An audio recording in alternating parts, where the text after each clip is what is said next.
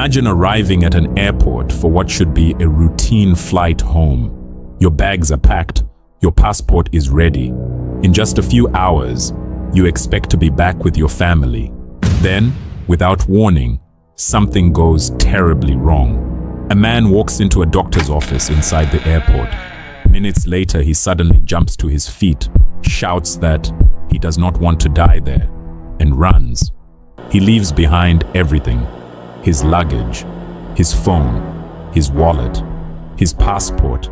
Security cameras capture him sprinting through the terminal, climbing over a fence, crossing an open field, and disappearing toward a forest. No one has ever confirmed seeing him again.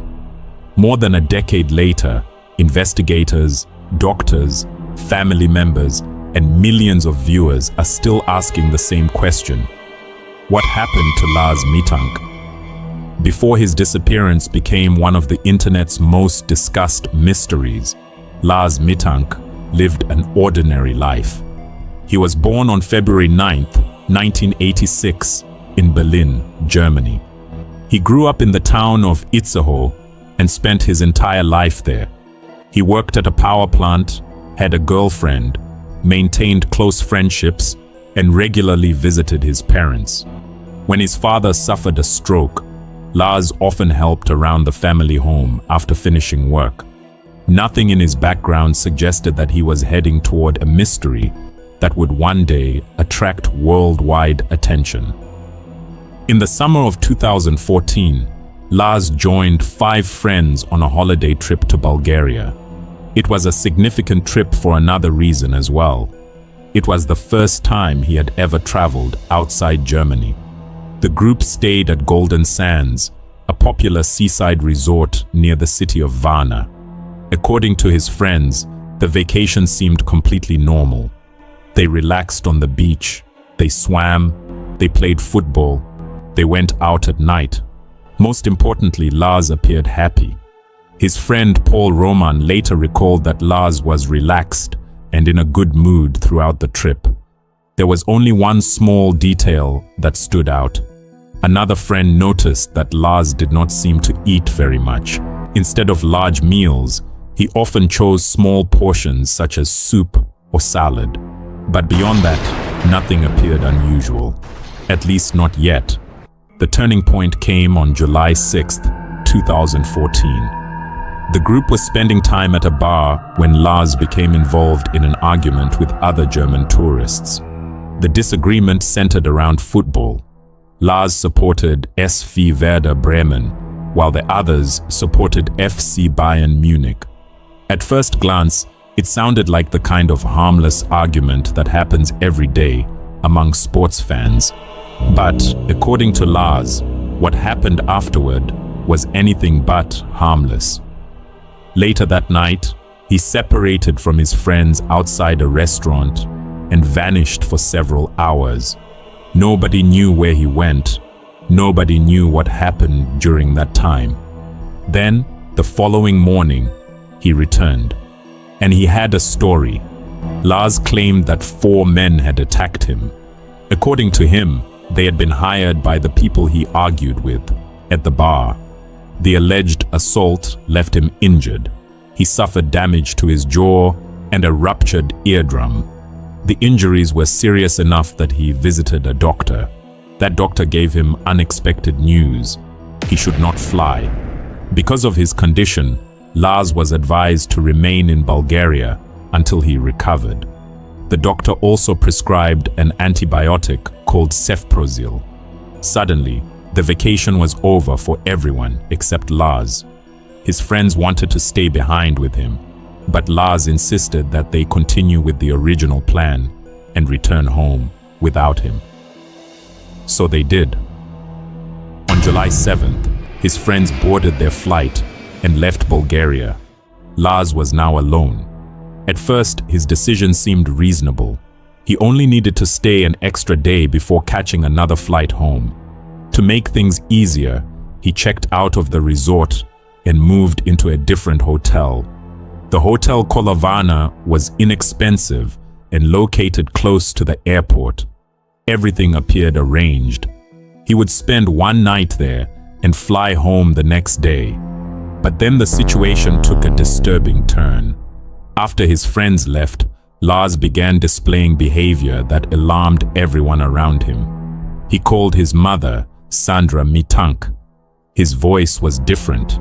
Instead of speaking normally, he whispered. Then he told her something frightening. People were trying to kill him or rob him. He was not entirely clear which, but he seemed convinced that he was being targeted. He asked her to cancel his credit cards. For Sandra, the call was deeply unsettling. But things became even stranger when hotel security cameras captured Lars moving through the building. The footage showed him pacing hallways, looking out windows, watching his surroundings. At one point, he appeared to hide inside an elevator. His behavior suggested that he believed someone was watching him or following him. Then, around 1 o'clock in the morning, Lars left the hotel. For approximately an hour, his whereabouts remain unknown. No one knows where he went. No one knows who he may have encountered. Eventually, he returned. But the mystery only deepened. The next morning, he called his mother again. This time his fears had escalated. The people pursuing him, he said, were getting closer. At this stage, an obvious question emerged. Was Lars genuinely being followed, or was something else happening? No one had an answer, but everyone would soon witness behavior that was even harder to explain. On July 8th, Lars traveled to Varna Airport. This was supposed to be the day he finally returned home. He sent his mother a text message confirming that he had arrived. Then he went to see the airport doctor, Kosta Kostov. The consultation should have been routine. Instead, it became the final confirmed interaction anyone would have with Lars Mittank. According to Dr. Kostov, Lars appeared nervous and erratic. The doctor examined him and concluded that he was fit to fly. As far as Kostov was concerned, Lars could safely return to Germany. That should have solved the problem. But it didn't. Lars remained inside the office. He expressed concerns about the medication he had been prescribed. The conversation continued. Then something happened. A construction worker entered the room. The airport was undergoing renovations at the time, making the worker's presence entirely normal. Yet, according to Dr. Kostov, Lars reacted immediately. He began trembling. Something had frightened him. The question was what? Then came the moment that transformed a delayed flight into an international mystery. Lars suddenly shouted, "I don't want to die here. I have to get out of here." And then he ran. Not walked, not hurried, ran. He bolted from the office in panic, and he left everything behind. His luggage, his phone, his wallet, his passport.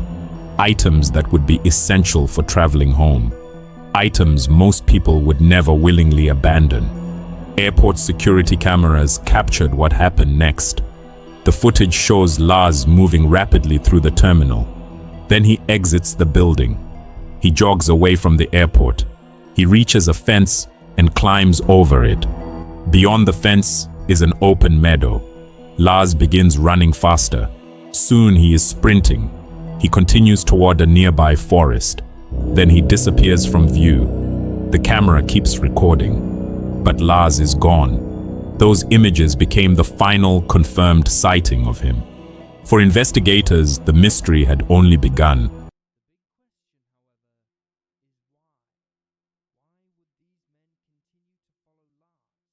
One possible explanation focused on the medication.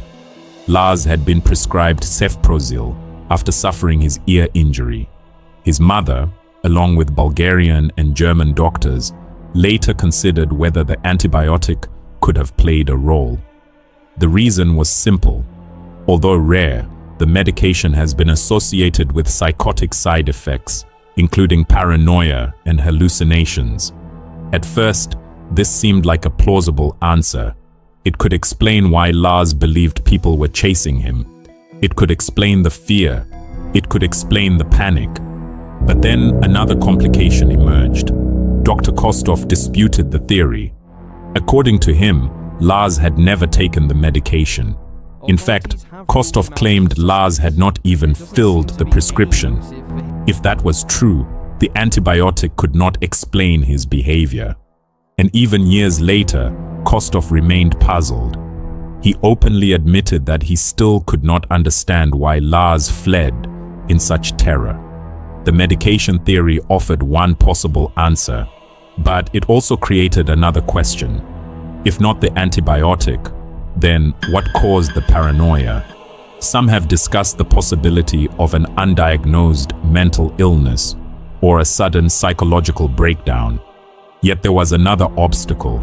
According to his mother, Lars had no history of mental illness, no previous episodes, no warning signs, no known pattern of similar behavior.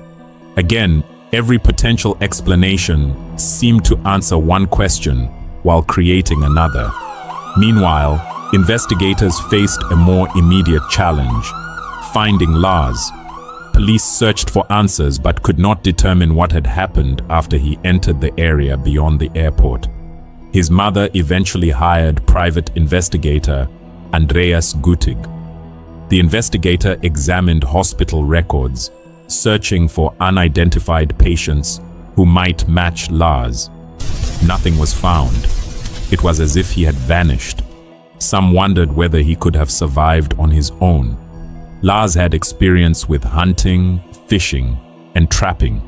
Those skills might have helped him in the outdoors, but others questioned how long anyone could realistically survive under the conditions. The region experiences intense summer heat. Food and resources would have been limited. Again, there was no clear conclusion. Then came the sightings. About a year after Lars disappeared, a truck driver believed he had seen him hitchhiking in Varna. Over time, additional reports emerged from multiple countries. Each report generated hope. Each report suggested the possibility that Lars was still alive, but none could be confirmed. Then, in 2019, another intriguing claim surfaced.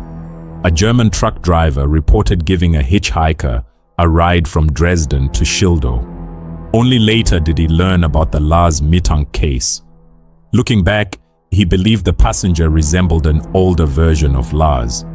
He described a man with long hair, a beard, tired eyes, and prominent cheekbones. It was a compelling account, but like the others, it remained unverified. No definitive evidence connected the hitchhiker to Lars, and so the mystery continued. As years passed, something unexpected happened. The case gained enormous attention online. Millions of people watched the airport footage. Again and again, viewers analyzed every movement, every gesture, every second of Lars's final known moments. The video spread so widely that Lars eventually became known as the most famous missing person on YouTube. Yet despite the attention, the central question remains unanswered. Nobody knows exactly why he became terrified. Nobody knows what he saw. Nobody knows what happened after he disappeared into the distance.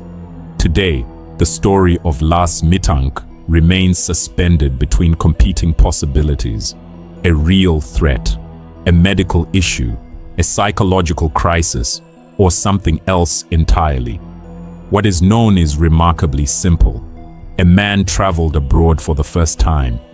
A vacation turned strange. A series of fears escalated. And then, in front of cameras, he ran toward a forest and vanished. More than a decade later, investigators still have no definitive answers, only questions. And perhaps that is what makes the case so haunting.